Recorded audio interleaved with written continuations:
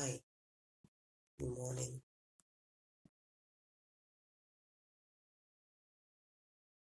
Let's time date and snap this. Today is Thursday, September 29th. I usually check the time and I usually check the date before I start. Sometimes um, I'm a little bit off, but speaker gets it correct all the time. I haven't spoken to you guys in a while. Not just the whole community, but I really mean my brothers and sisters. And one of the reasons that I really wanted to take some time and work on myself, to become a better version of myself. I really wanted to just, step back a little bit. I realized that I was getting a lot of pushback and a lot of tactics that was being used. I listened to the pastor, and the pastor doesn't look at an individual person. The pastor says it's the enemy. That's it. He said it's the enemy. He says, as you're doing what you're doing, as long as you're doing the work of God, the work of the Lord, then you're always going to get some type of pushback from Satan, from the devil. For me, I always look at the individual person, and that's what we do. They look at it on a different level in the secular community. They look at it as a whole because they see things differently. I guess that's why I do go to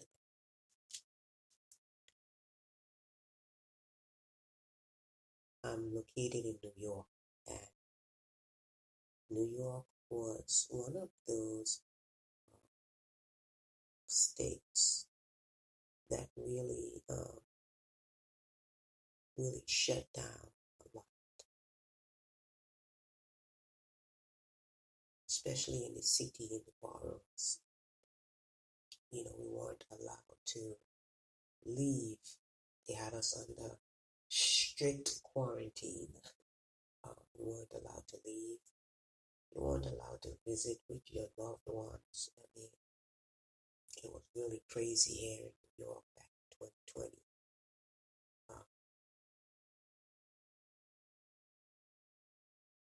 People suffer.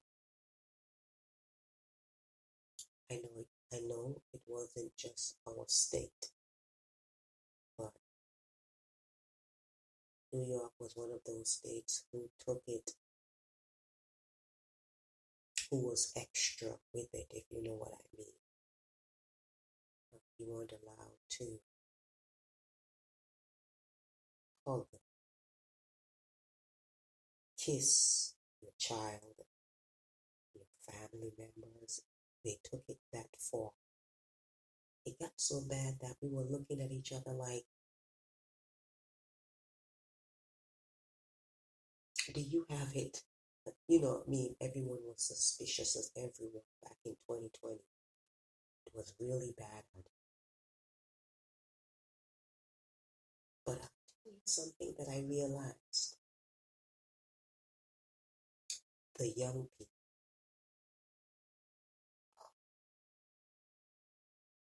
So what I'm about to share with you, I think I'll I think I'll I I think I'll share with you what I went through first, and I'll tell you about the young people.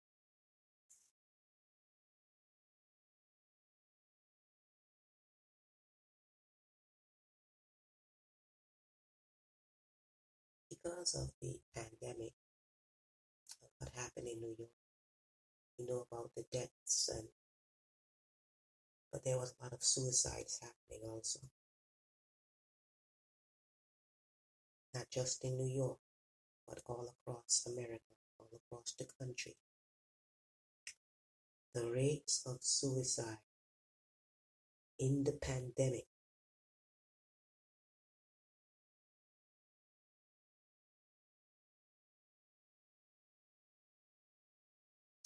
I don't think that's talked about enough. And there were a significant proportion of my black, brothers and sisters, black young people committing suicide.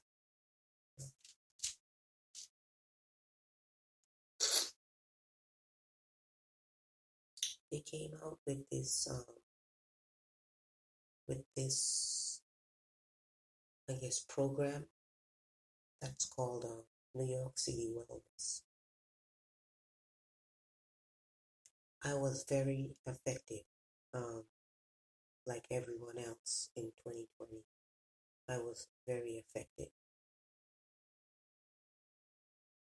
mentally. So I was very, very stressed out. Me along with, a lot of other people. So what I'm going to tell you, I know what I'm sharing with you, it's nothing new. And I think that for me, when I share things, from now on, I'm going to try to bring in some type of solution. I think we should do everything like that.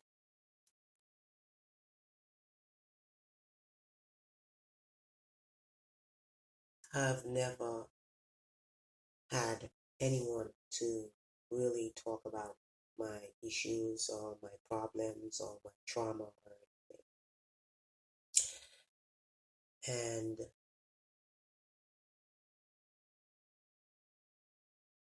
I think it was last year, but I'm not sure. I think it was last year that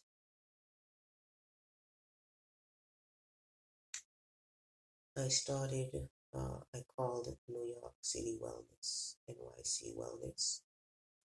They used to advertise that a lot in New York and everything like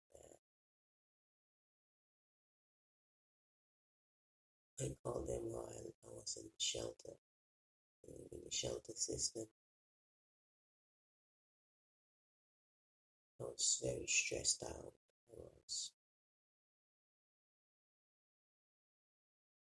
I told them the situation, I told them the problem, my issue. Usually, whenever I get so stressed out, it's always, it usually have to do with one person. You guys know who that person is.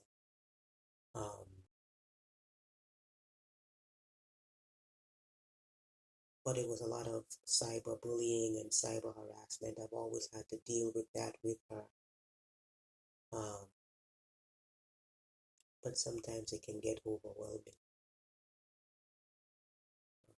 Cyber harassment and cyberbullying, it's very hard to prove. They're going to always look at you. Okay? It's not something that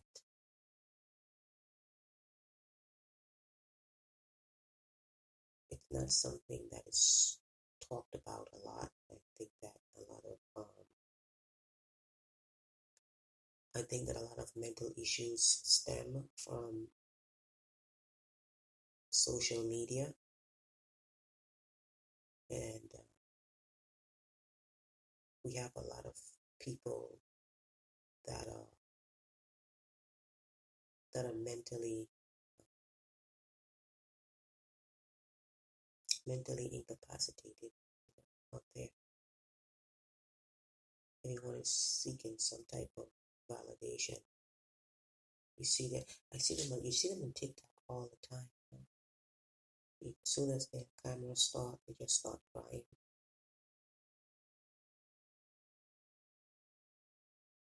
Because this is a very, very tough space to be in. It's very hard.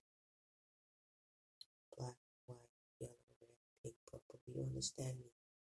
America is very, very hard. But what's even harder is whatever is hard, it's going to be 10 times harder for black folks. I'm not going to say people of color, because people of color, it incorporates, other races and other ethnicities. I am talking about black people specifically, black folks. I called into NYC Wellness. I started calling in last year. And it was just off the cuff.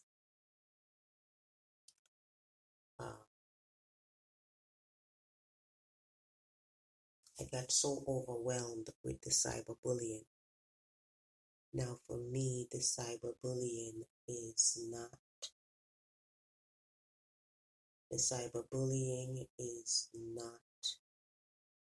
what people are saying on social media about me. I don't care about that. I am talking about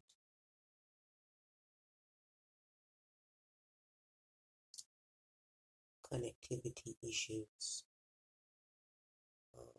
being able to manipulate my devices and everything. I've always called in about the same thing over and over and over, right?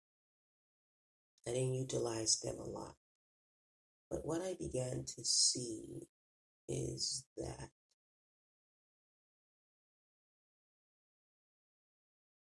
as a black person living in New York, they will minimize whatever you're going through. They're going to start looking at you sideways. I called in maybe about, 3 times, a few times.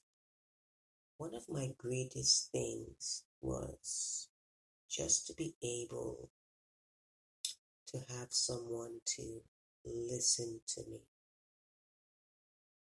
And I realized that while I'm on the phone with these, I guess you would call them counselors, I don't know what they are, but they're in this space to do one thing. They're supposed to be in the space just to listen to you. I realized that while I was on the phone with, this is New York City Wellness, while I was on the phone with them, right, I realized that they are getting information directly. It's like it's on their computer, and they're looking and they're getting notes, and they are getting information about you. Well, let me tell you this. Whenever you call in to NYC Wellness or anything, never share your real name with them. Always give them a made-up name, or just say, you don't need to know that.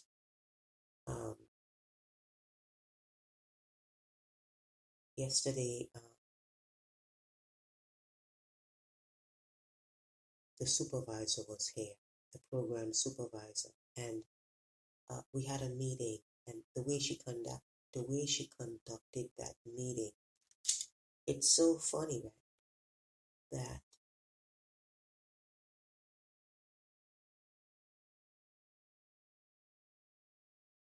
in a difficult situation, I was able to see another side of them.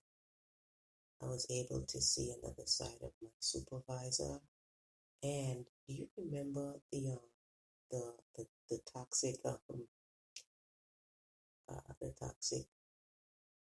case manager? Well, it's funny, I saw a different side of her too, and it wasn't even a different side. What begins to happen is whenever I meet someone and we're getting close, in the beginning they're always very nice to me. In the beginning, then there becomes external forces. I don't need to tell you who it is. You already know. So when I say external, they start to get into the head of anyone that I am trying to get close to or who's nice to me. It's always who's nice to me. And the goal of this individual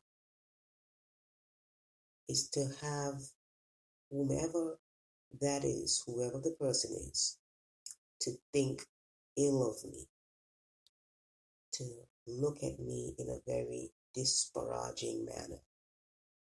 You understand? And it usually happens. I mean, their attitude changes 360. And I get very, very, I get very discouraged. I've already have trust issues, so when I saw the attitude change, when I saw the treatment and their tone, it's always their tone and how. When I saw these things change, then I was just like, and then in return, that makes me upset with them. That makes me lose, the respect for them. I was just like, why would you believe? Because a lot of the stuff, remember, a lot of the stuff that my case manager was telling me that only have come from, so I was just like, why don't you should ask me? I will tell you the whole story. Just ask me questions. Say, hey, Cece, I heard about, it's out there that this, that, da da da da da da da da. But one thing I've learned and I've seen about people on social media, it is very, very, very easy to manipulate people on social media to make them believe anything.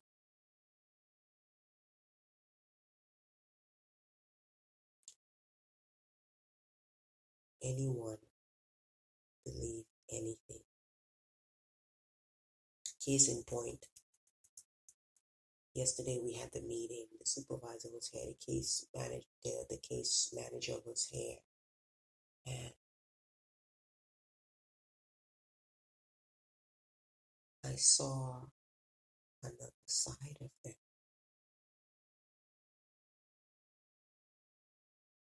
In other words, they're really good at what they do.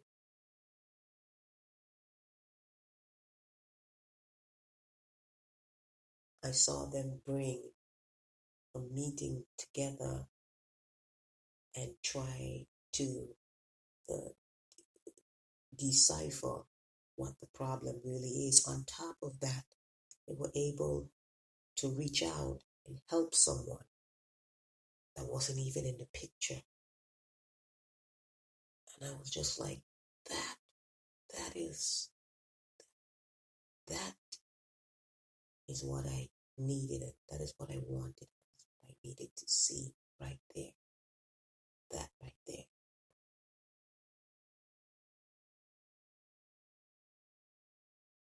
And the supervisor, she's so good because she was saying something, right? And I have to bring it into why I did what I did yesterday. She said two things that was very, very important. And I don't think that, and I think that she meant for everyone. She said,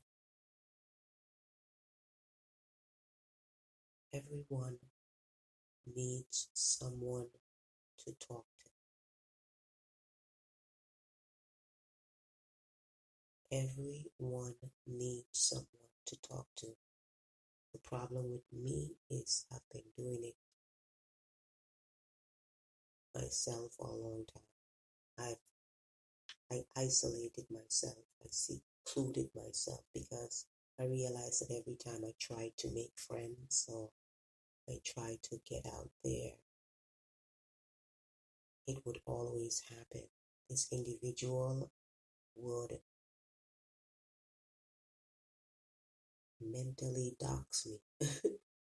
She would go to the individual that I'm trying to have a relationship with and and infuse them with poison. So then they start looking at me differently. They start acting differently. It always happens. So I start to seclude myself. And so the pastor they know, they know exactly what this person has been doing and what I have been doing in return.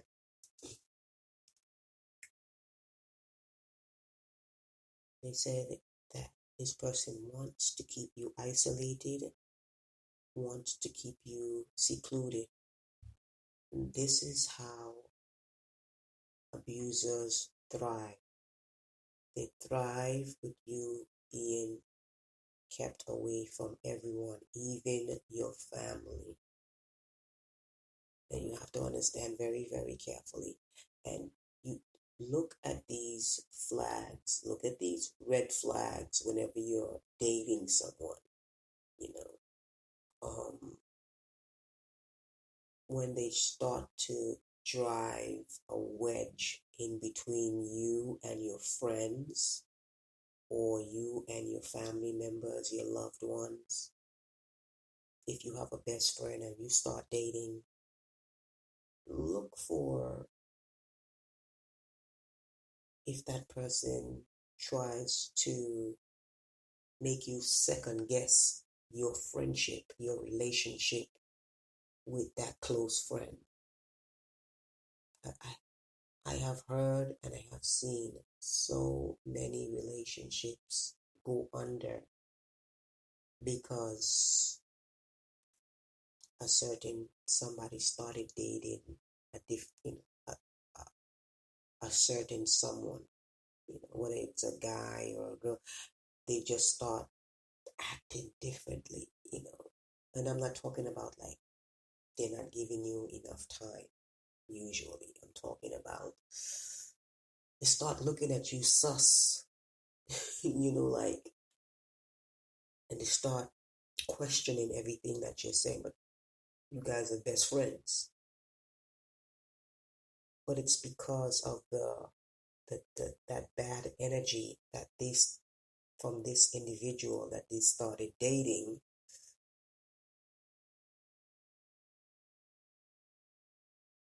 that now you have that energy and then you're gonna shove it onto your best friend or someone that has been there for you.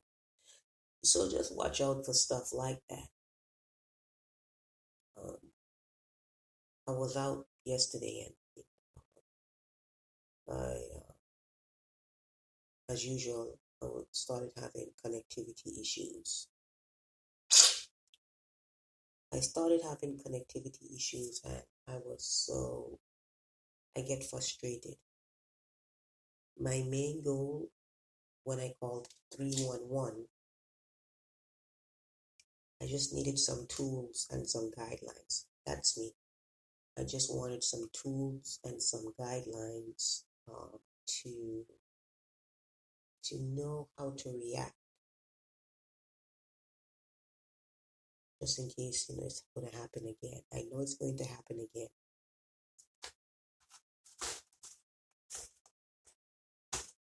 Hold on.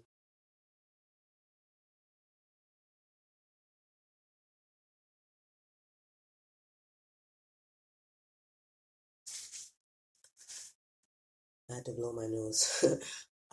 I knew it was going to happen again. When I used to call into New York City Wellness, I stopped calling in because I realized that, they're not going to be of any help or assistance. And then I called 311 yesterday.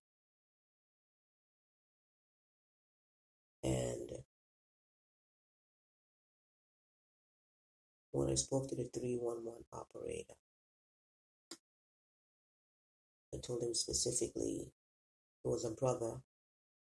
I told him specifically what the problem was. I just need to talk to someone about cyber harassment and cyberbullying. That was it, you know. So he put me in contact with a counselor online. Automatically, when she started talking, I know she was not a black person.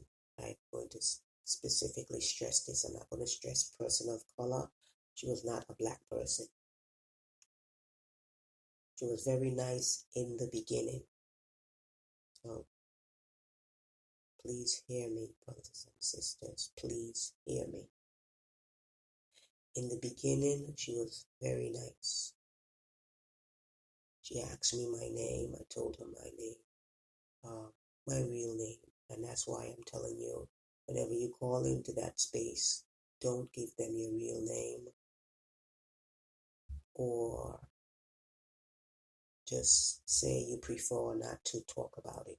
You know, you don't want to use any name or any of that.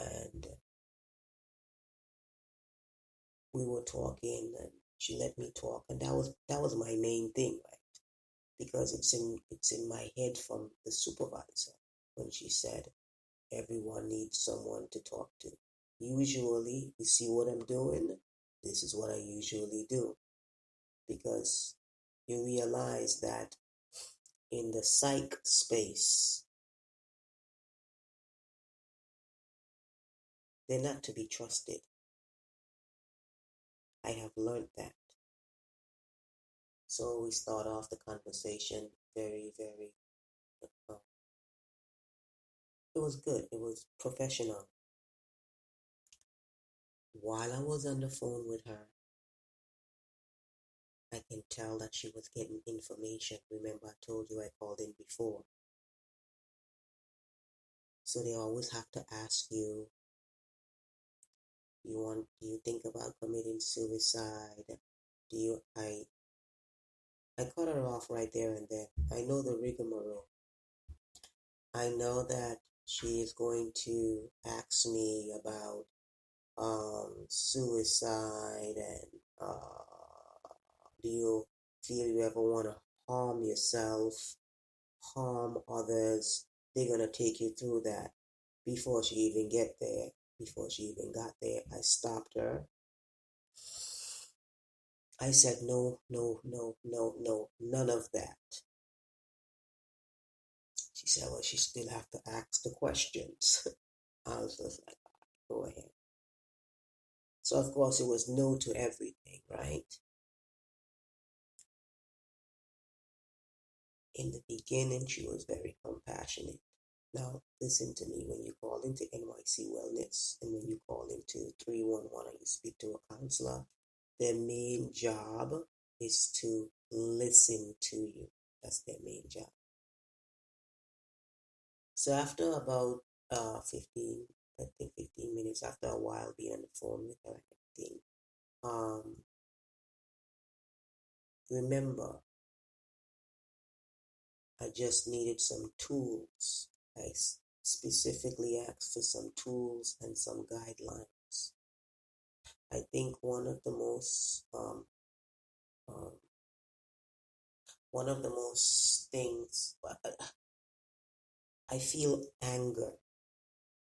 You know, I feel anger when I have to deal with the cyberbullying, cyber harassment. For me, it's nothing about what anyone says. It's always about my connectivity issues. It's always about, I've had to deal with this for many years with this individual. So it's always have to do with that. It never varies. It's always with that. It's always going to get me to a point where it's going to be very, very, how can I explain this?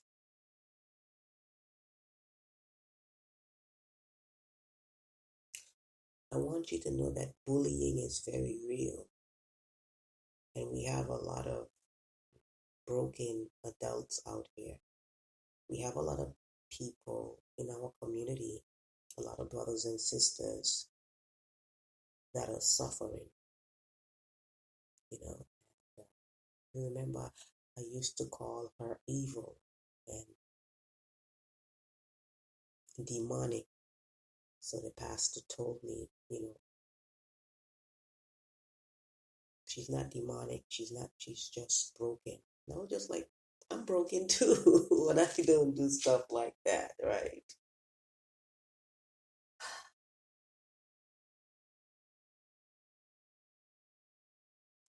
This counselor, I heard her demeanor began to change, and she wanted to wrap it up. She was just like, so yeah, listen, in the beginning, she was like, yeah, I can understand. You could see her tone changing. You saw her tone changing. And she asked me two questions that New York City wellness counselors had asked me. Now, remember, um, I called in for tools and guidelines. So after about 15 minutes talking and stuff like that, she said she was on a time limit. I was just like, okay. Then she asked me two questions, right?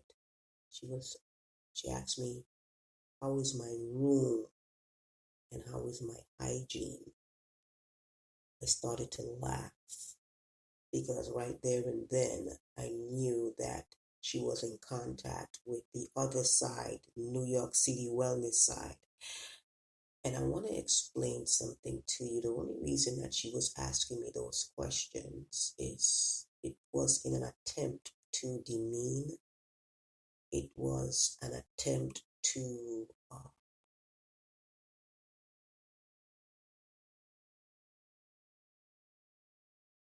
it was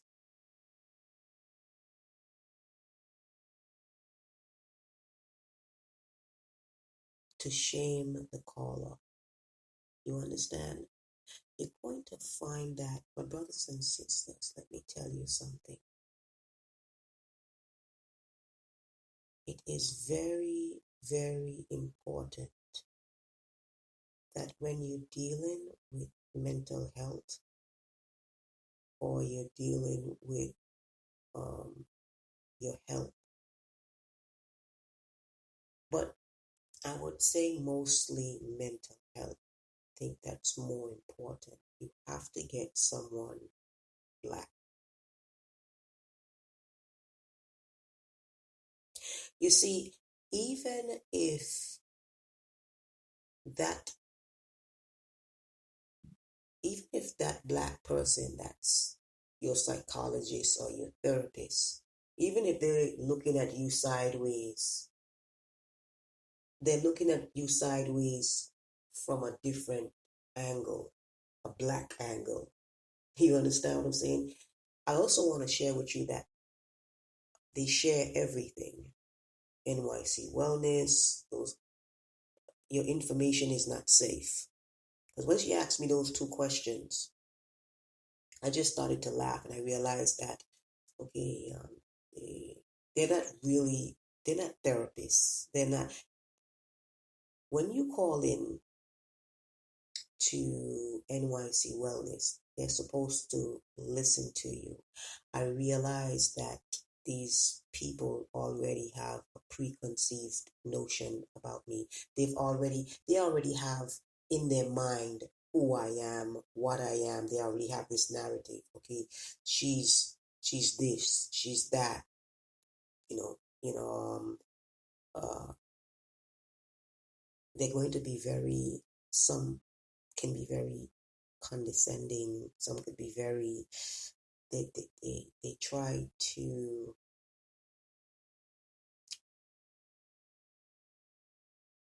minimize whatever you're going through. You know that we are not looked at the same as other ethnicities, and that's what I want to bring across to you. It's very important. whatever pain that we're having, whether it's physical, whether it's mental, uh, we're not given the same compassion, we're not given the same attention. Everything is downplayed for us. See, I have never been under the supervision of any psychologist, psychiatrist. I've never had that. I've never taken any meds for any of that. I realize that they too are susceptible to negative feedback, external forces. You understand? What's the solution? The solution is when you call in to 311, limit what you tell them and just get the resources. Mm-hmm. So I realized that I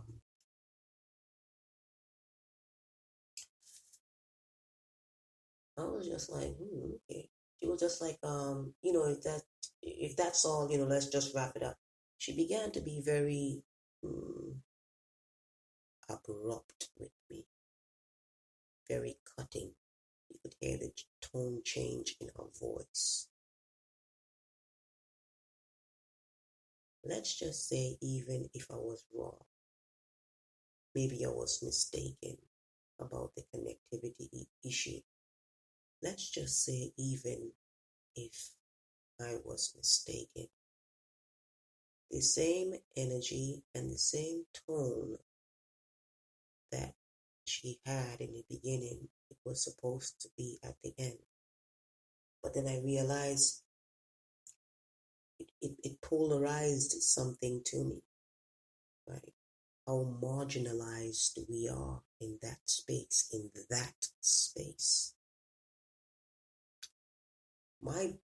My bully isn't black. She's mixed, but she's not black, but she can pass for white and she can pass for Spanish. So you have a person that is accepted and more readily accepted in Western society that's victimizing and being a predator to someone who's marginalized. And then the marginalized person, which is the victim, is going to go into an environment where the very same person, the very same people that I'm going to help for is just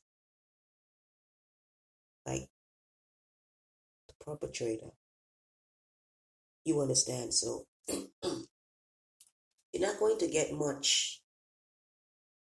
You're not going to get much help in that space. Brothers and sisters, I got more help from my daughter than I got from that, and it highlighted something for me. It highlighted that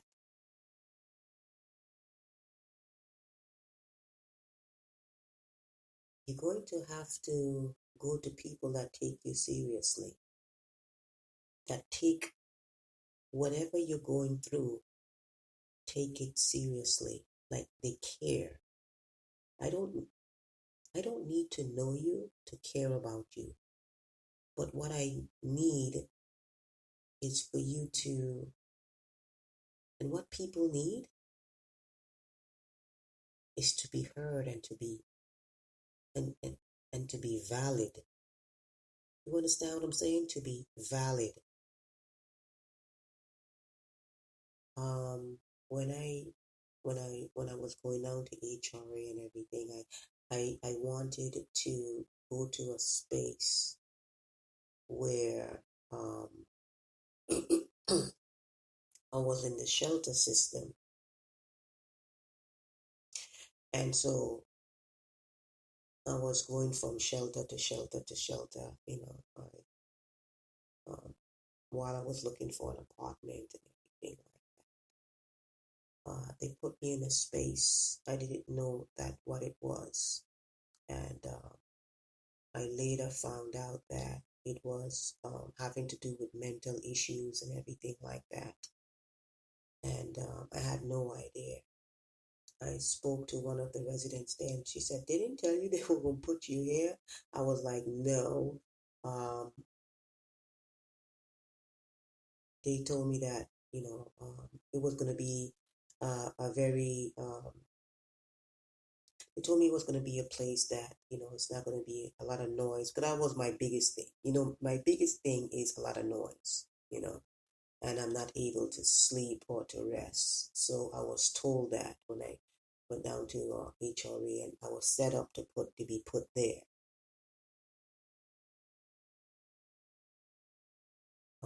It was like maybe a month in, or a few weeks in, when one of the residents told me the kind of place that it really was. I said, I need to get out of here. She says, why?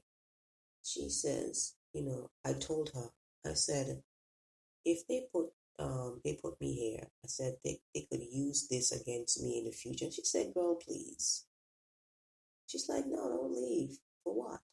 She says, don't leave. I mean,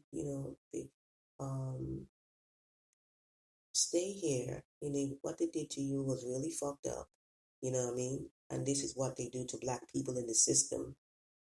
So if they're doing this if they did this to me up here in New York, up north, you could imagine how they treat the people down south, the black folks down south. Yeah. You could imagine what they were doing to black folks down south 30, 40, 50, 60 years ago. Yeah. You could just imagine. And I've spoken to a lot of people. I've spoken to a lot of brothers and sisters out there. And I'll tell you something. There is really nothing wrong with them. The only thing that's wrong with a lot of our brothers and sisters is the American system. It wasn't made for us. It wasn't set up for us. When they set up a lot of things and a lot of organizations and a lot of programs and a lot of businesses, they didn't set it up with us in mind. So when we come to them with our problems, with our issues, they really don't know how to deal with us. So they put us over in a category by ourselves.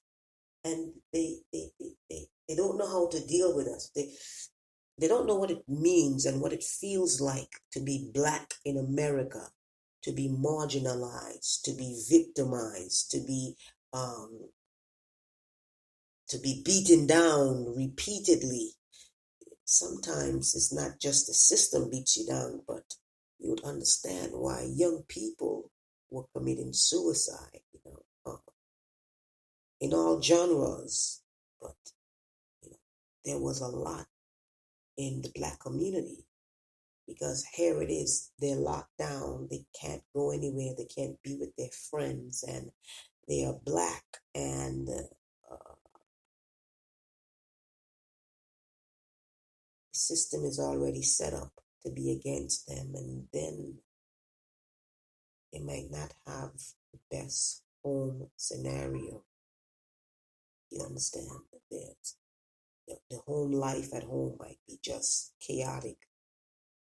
Where would a young person go under quarantine in that setting? You could imagine me. I'm a I'm an older adult. I'm an adult. And I was having a difficult time. Sometimes we have difficult times. Now, could you imagine a young brother or a young sister that really have no one to open up to, no one to talk to, it's very hard when you're Black in America to trust anyone. Sometimes you can't even trust your own, but it's even worse, in the space out there. And one of the reasons, and one of the things that I saw in the pandemic with young people, they started to buck against the system. They said no, because what happened is that it silently killed a lot of people. I'm not talking about the COVID. I'm talking about it really played havoc on people's mentality, on the young people's mentality. So they would be getting together. You see them on social media, and you got hope from that. You understand what I'm saying? Because I cannot tell you, and there's no statistics, and it wouldn't be accurate. There's no statistics to tell you that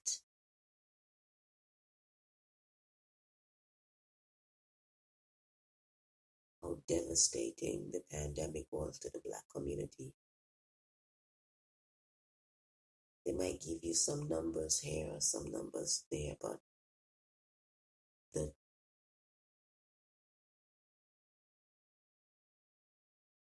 the true consequences of what happened, it can't be put into numbers. It can't be put into words. It devastated the Black community. It highlighted so much. A lot more people took to social media than before, because where else are they gonna go? You know, um,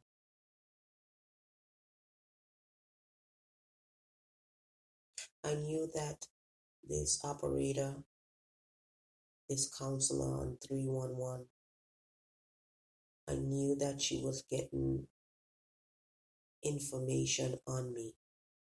It was coming in live and direct while she was on the phone with me. How I know? When she gave me the when she gave me the resources, she never asked me where I lived. She never asked me, what borough. You understand what I'm saying? Um,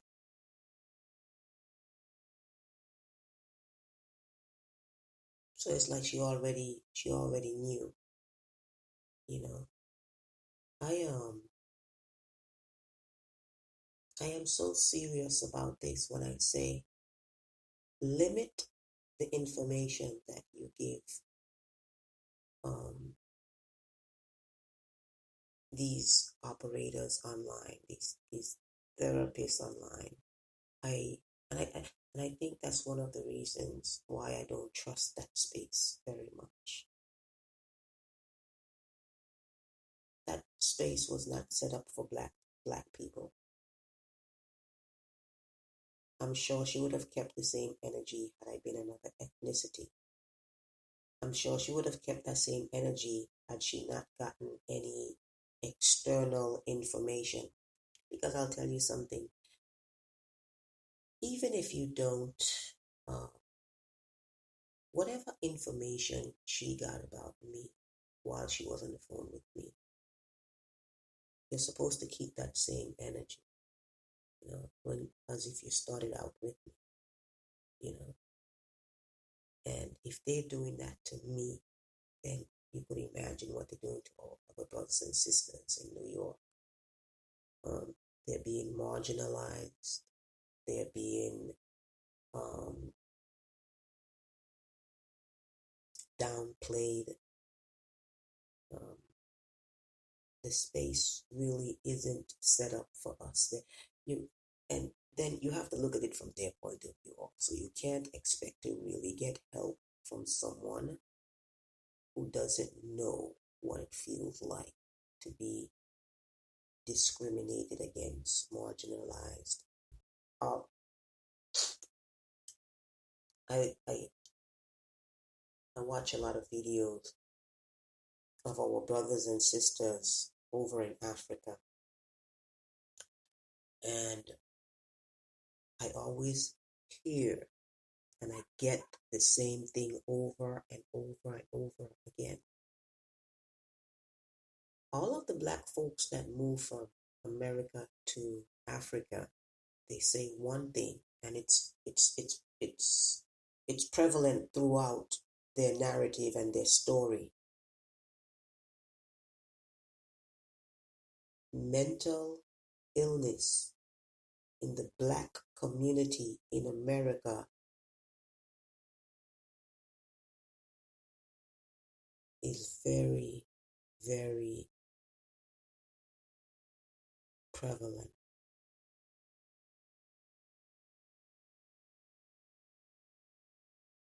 This is verbatim what black Americans are saying after they moved to Africa. They feel free. They have a sense of peace. America for the black person is very, very toxic, especially if you're poor. Now, I might say that you might think that if you have money, you get money, then all your problems are solved. No, like the pastor says, when you're black in America and you get money, you might move up in status, but so will whatever you're going through. It doesn't go away with money. If there's anything, it increases. My problem is a person. My problem is an individual. I guess when you're black and rich in America, the problem is the system.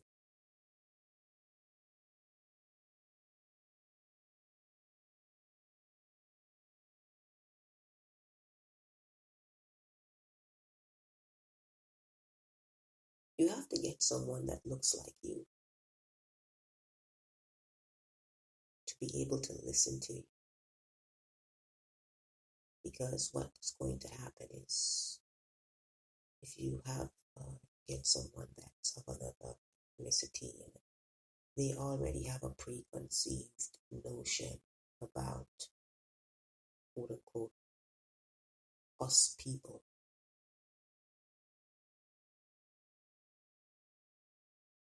Once you're black, they're going to always think that you're crazy. If you're a black man, they're going to think that you're prone to violent or he has violent tendencies. Really?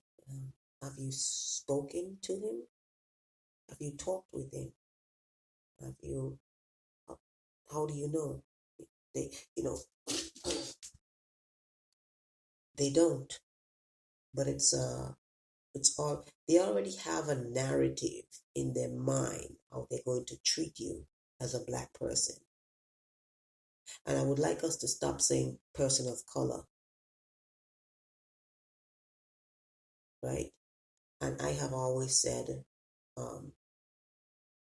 the black indigenous person. And I think that it's very important that we differentiate and separate ourselves whenever we're dealing with certain issues. Because I want you to understand something. When it comes to certain things, we are on our own. We've been on our own for a very long time. Right? We are on our own when it comes to dealing with mental health, mental issues. In other words, ain't no one going to come and save us. We really have to look out for one another. And I realize in this space, sometimes when I look on social media, I see that we have more love for other ethnicities other than our own. It's it's something that I think that we need to change because a lot of us are suffering. Right? When you see me on here, when you hear me on here, this is just my self therapy. I realized that a long time ago that it's very, very hard to trust people. They always say, trust no one. It's even more like that in this space. When you're going through something, who do you talk to? Who can you call? Sometimes you don't even want to call family, because you don't want to burden them. So who do you call? I mean, I think we need that space. We need people that look like us to understand, to that they might we'll feel more comfortable. You understand? You'll feel more comfortable when you understand when you have people like us.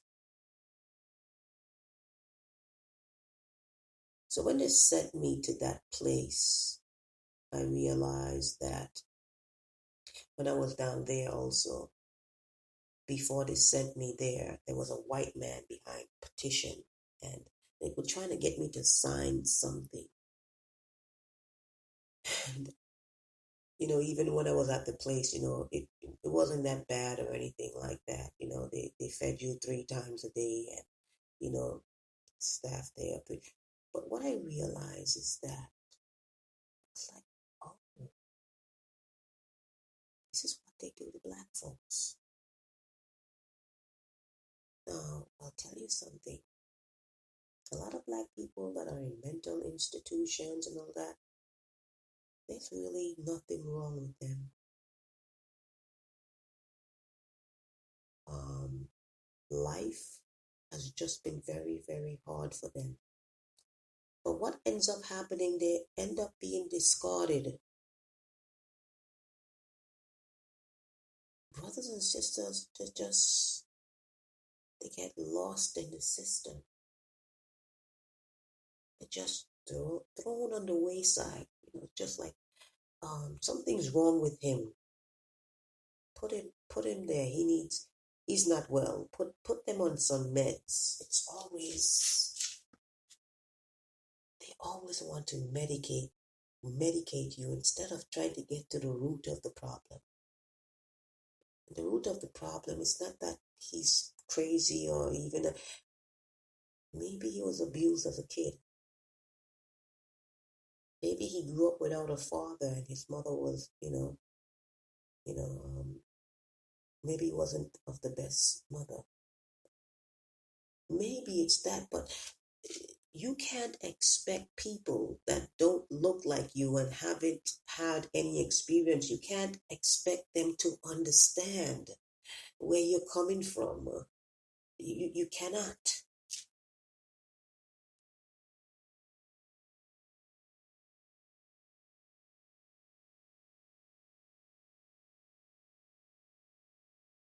As a black person, would you understand how you grew up to be Orthodox Jewish? Like you wouldn't. And how they have different dishes and how they be kosher and strictly kosher. You wouldn't. So you might go to their house and you might use a utensil that's only supposed to be for meat. And you might be like, no, no, no, no, no, no, no. But you didn't know. It's the same thing in the space. They just don't know. They don't know how to deal with you. They don't know how to Um, they don't know how to talk to you. They get very frustrated with you. You understand it, and then there is not the common denominator wherein they're black and you're black. So I think that it's very, very important that um, you get someone that looks like you, um, and you get someone that understand what it means to be black in America, or just black, period. You know, um, but mostly black in America. Because only black folks in America know what we have to go through. You know,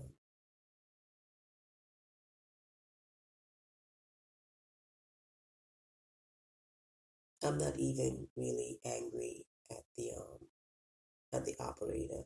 You know why? I understood. I understood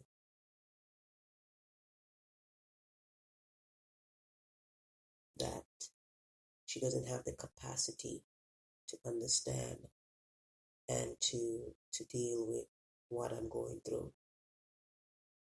And I'll tell you something. For me, one of the biggest things I'll share with you is that I know that a lot of us are suffering mentally, emotionally, psychologically.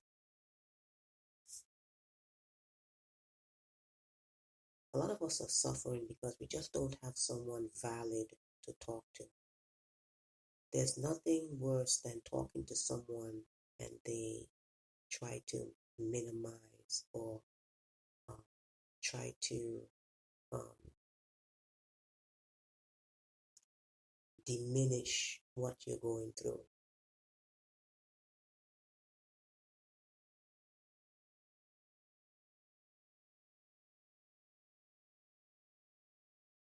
And I think that is one of the whatever you're going through,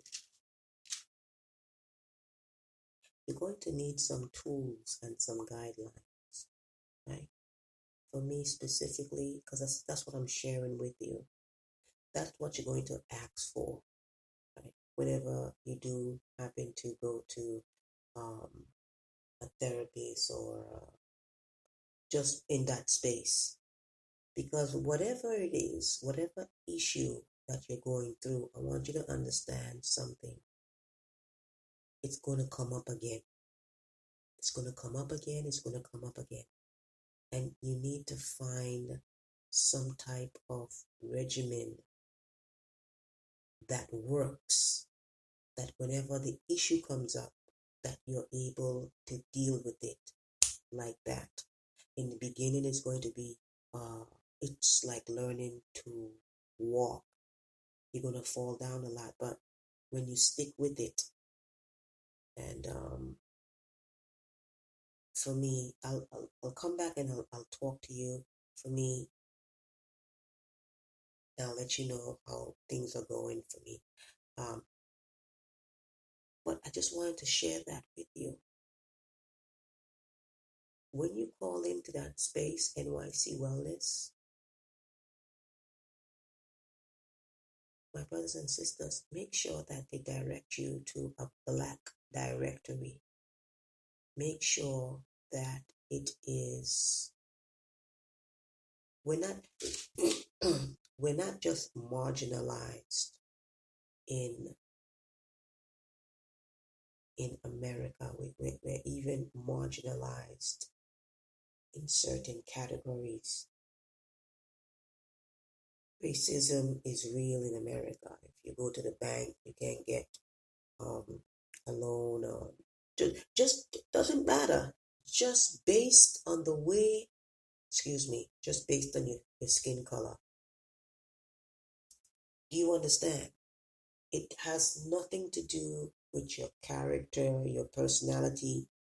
As soon as your black skin is shown, automatically a narrative is in their mind. They don't know you. That's the thing. They don't know you. And living in Brooklyn, I'll tell you something, what I realized and what I know. And it's the most beautiful thing, and it's the most blaringly obvious thing to me. Black people are beautiful. No, I'm trying to tell you, we are so beautiful and we are so different. If you see me, you will look at me and you will think I'm just black. But you don't know I'm black and I'm from the Caribbean. You look at another black person, you see their skin is black, but they're from Africa. You look at another black person and we are the array of people.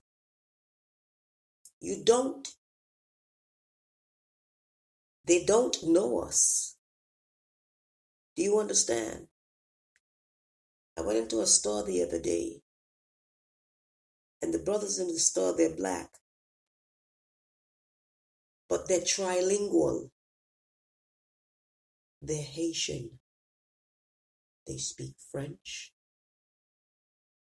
Another customer comes into the store. The customer is Spanish. And to my surprise, the Haitian men started speaking Spanish. They were able to communicate in Spanish with this Spanish customer.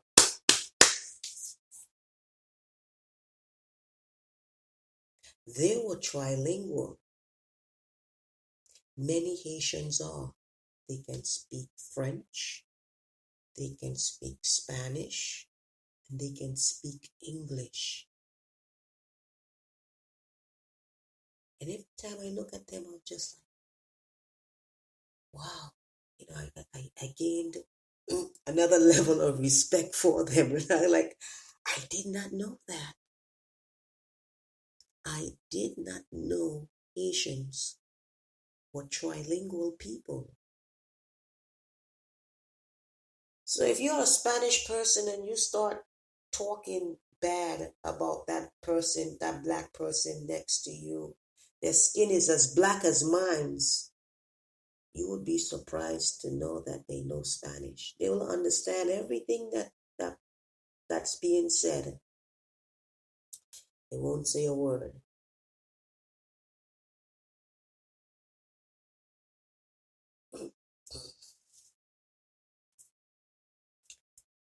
As for myself, I myself is trying to learn Spanish.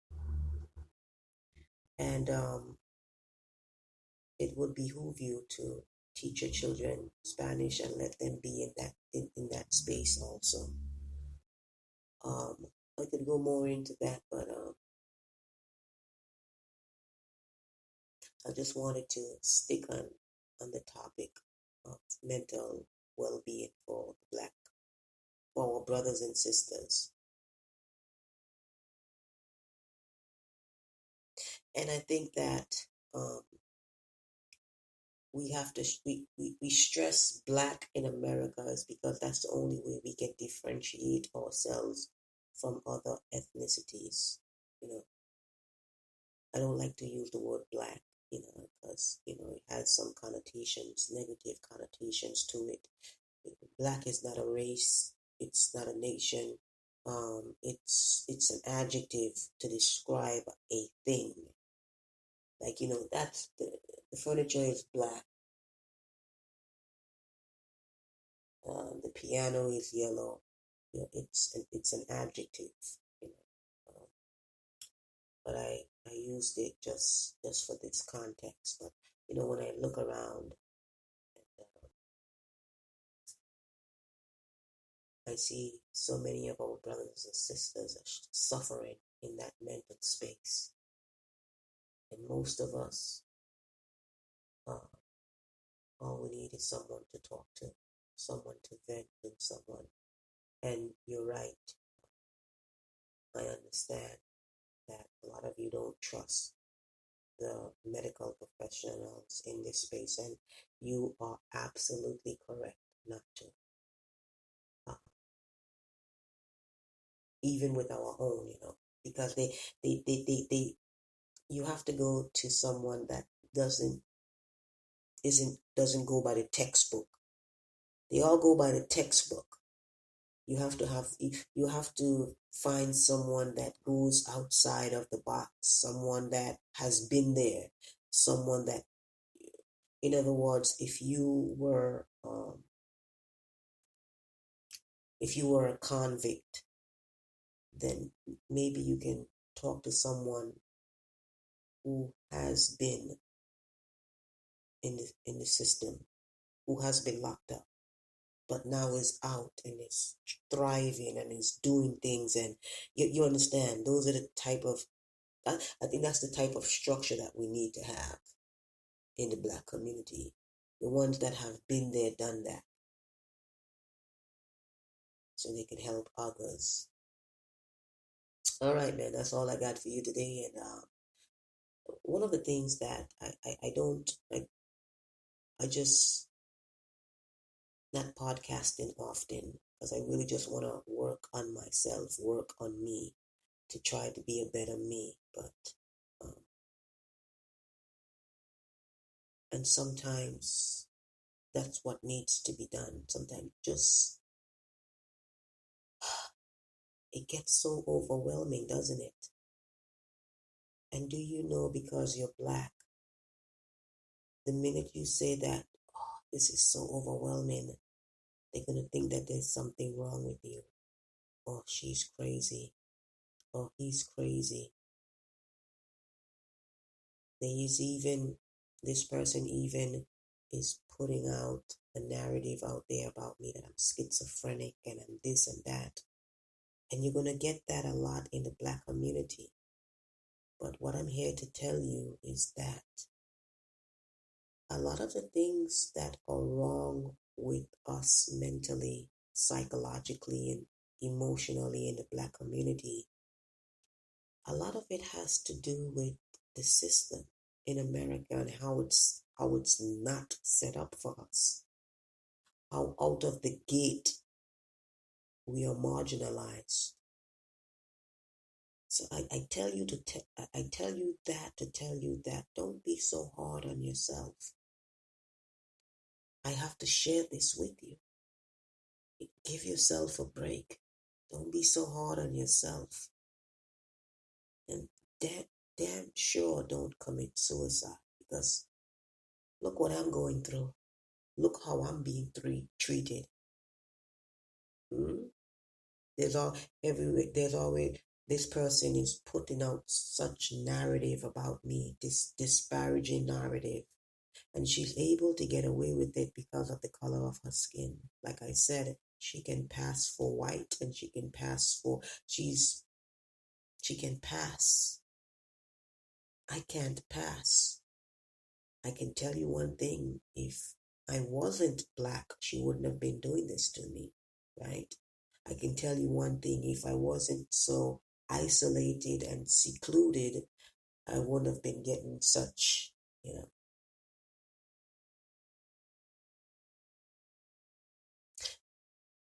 It's okay though.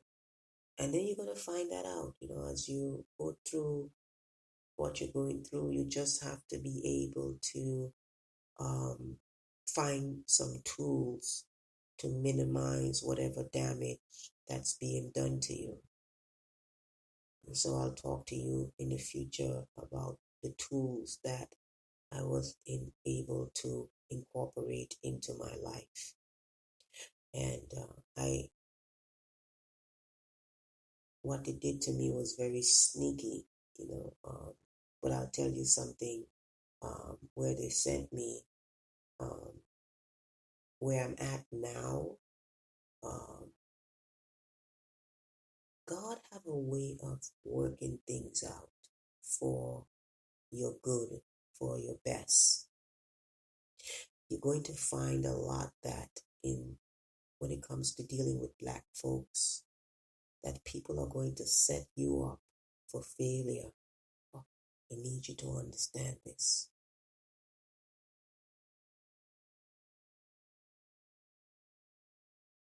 And that is why, as a Black person in America, you have to work twice, sometimes 3 times as hard as any other ethnicity to be looked at differently, to stand out. You're going to have to work that much harder. It's just the way it is. So with that being said, okay, thank you, and take care, man. Take care of yourself. Take care of your family and your loved ones, but mainly take care of yourself. Whatever you think that you need, you know what you need. Get it. For me, I just need some tools and some guidelines. Because I'll tell you something, the way this individual, whatever, when she does what she does, the way she makes me feel, I don't like feeling that way. You understand? It has a very, very negative effect on my energy, on my soul, you understand? You have to know that people that do certain things, they're looking for a negative reaction from you. We're in the stage and we're in the era of reality TV. I was talking to my daughter and I was telling her that I said that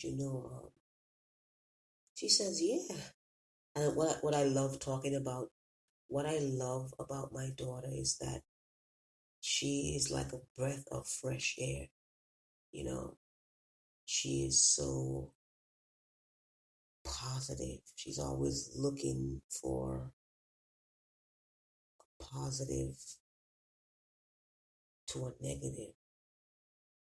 So when I was telling her about my connectivity issues, it's always that, that this individual, she says, well, why don't you just go to the front desk? She's like, go to the front desk, tell them that you're having connectivity problems, da-da-da. See if if it happens again, see if that, and I'm just like, okay. They say a child shall lead them. Sometimes in the Black community, you would be so surprised with the thinking and the thoughts of these young people, you would be so surprised. Don't give up on them. And a lot of times, we as adults, we look at the young people, and we look at them in a negative manner, especially when they start acting out and everything. But all I can tell you is sometimes we have to dig a little deeper.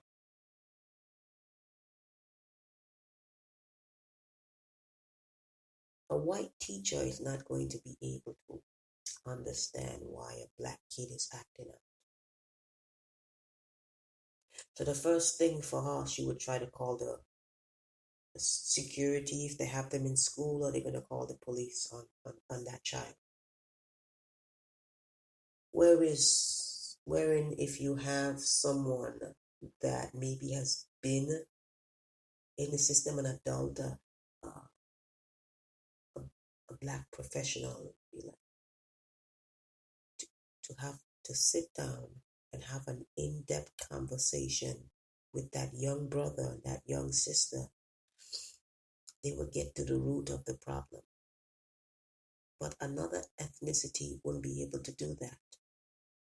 Why? Because they are not black in America. We need our own to help us. We can only help ourselves. When I, that's why I go to my pastors. You understand? They get it. They've been marginalized. They've been beaten down by the system. They've encountered racism and discrimination and all of that, and they'll encounter it on a higher level because of their status. So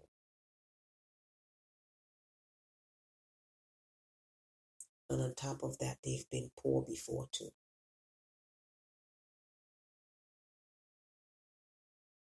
It's endemic in America to have black people in poverty. To keep black folks down, you have to work so hard. Whether you're trying to get housing, whether you're trying to get into that space or to that space or to that space. So when you go to another ethnicity, that, you go there frustrated, they're going to step back and they're going to look at you and they're going to automatically think the worst of you. Wherein if you go to your own, ones that also have been beaten down, have been discarded, have been minimized and looked at in a disparaging manner and in a negative way, but has been able to overcome that.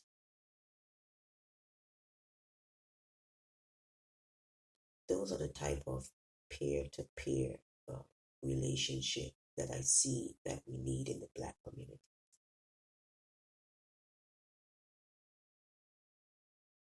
So most of us, if you're hearing my voice, if you're going through something that is very, very overwhelming, frustrating, and all of that, I also want to tell you something. It's very important. I remember when I was talking to her yesterday, I told her, now this is what I told her. I said, my pastor was even saying that not to call her evil, that, it's a spirit inside of her, because we wrestle with, it's on a spiritual level. You know what? She twisted my words and started to say. She said, so this inner spirit. Yeah.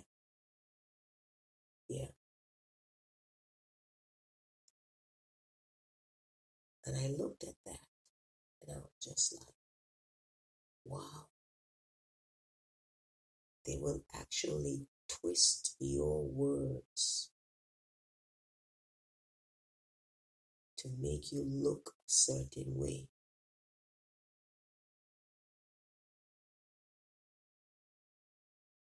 Never did I say inner spirit. I'm talking about someone who's doing something to me. Where did you get the inner spirit from? So you just have to really re-emphasize. But more than that,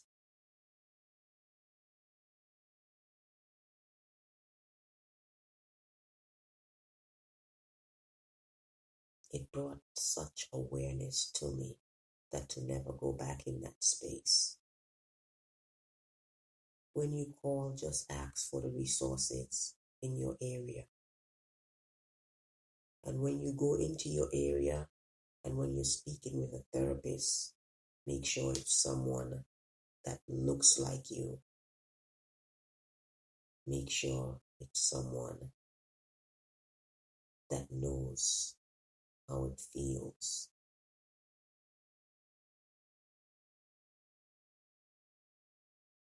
to be discarded and minimized by the system, but was able to overcome it. Okay, so that's kind of a solution.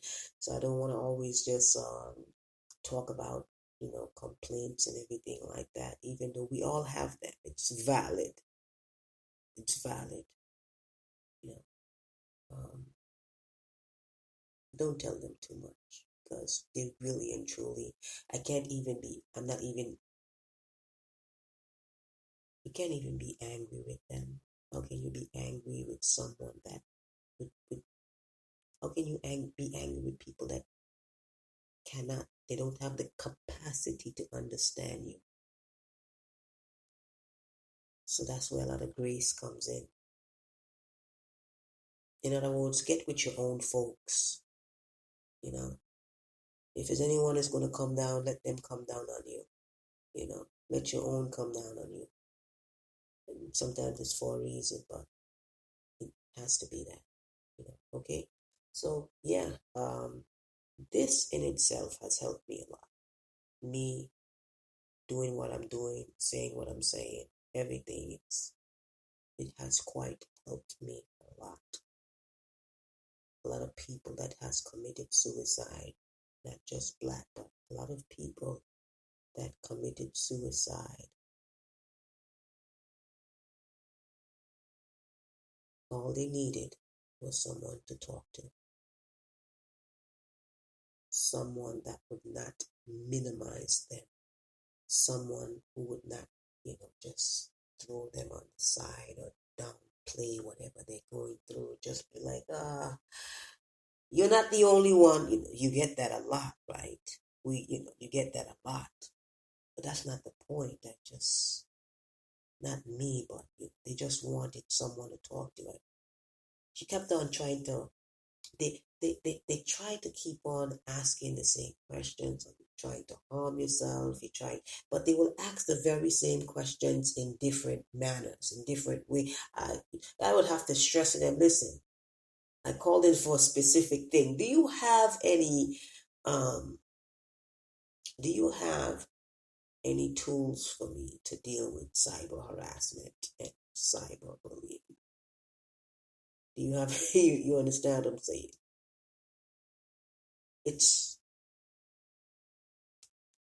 I'll cut this short and I'll come back and I'll tell you what tools that I was able to use in certain situations. And maybe it can help you, especially young people. Maybe it will be able to help them, because I'm telling you, we all, like the supervisor was saying, we all need someone to talk to. Even me, even if I do this,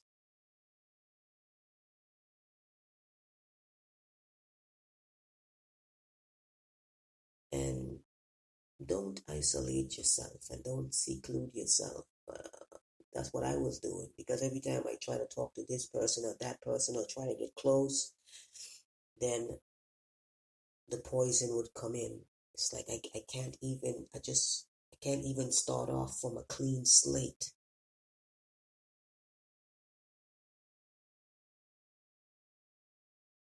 It's like, you already have a preconceived notion of you. Try to get to know someone I don't care what anyone says on social media about someone. Get to know that individual on a one-to-one basis. Trust me when I tell you, I've been through it, so